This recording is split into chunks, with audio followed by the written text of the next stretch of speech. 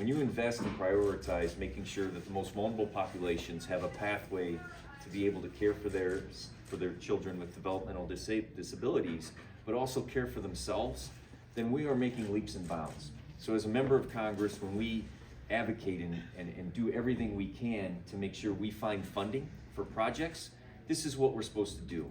We are supposed to find funding for projects that give back to the community. And as Neil and I was talking, this is also an economic development tool. This allows the infrastructure in Porter County for individuals who are caring for their children to be able to get to work, to be able to get to jobs, to be able to take promotions. But as we know, it also is the ability to recharge and to revamp.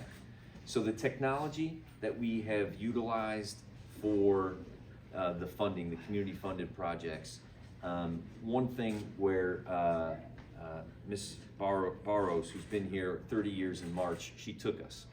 And I think she's an example of not only longevity and fulfillment, but also an example of energy and passion. But she took us into the sensory room, and I thought to myself, how badly we need one of these in Washington, D.C. Just think of what we can accomplish. But in a serious note, to be concise, today is a moment that we recognize all of your hard work. And it makes our job easier and the staff's job easier to be able to advocate for causes that we talked about. Advocate for those most vulnerable populations that we can make a difference in so that we can advance the quality of life here in Porter County. So I'm humbled and honored to be here, and I want to thank all of you for what you do, and I want to thank the families for being here and sharing your thoughts and how important respite care is so that I can go back to Washington, D.C. and advocate when we appropriate money to make sure that we are properly funding these types of activities so that we can go forward as a family advocating for each other. I'm Mark Ruiz. My wife Tracy and I have been the co-chairs of the respite campaign since the very beginning.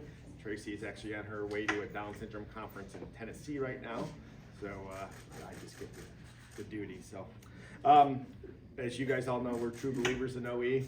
We're in forever, and we are also true believers and understand the importance of respite for families like ours. It is just a very, very important service that is going to be expanded dramatically with this new respite center.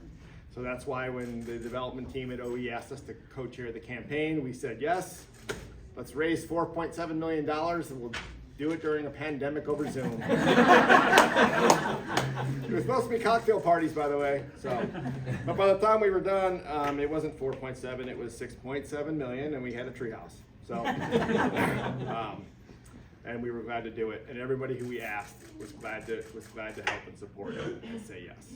So it's so helpful to have this generous gift from the federal government advocated for by Congressman Mrvan, because it's going to fill that center with all of the stuff that's going to make it a great experience for the adults and kids that come to spend time there. So we have 1 million to go. Come on, we're going to make it. We're going to open this thing in the summer of 2023, according to our friends at Berglund. So let's get it done and paid for. And if you guys have a pledge card in the back, you can sign it.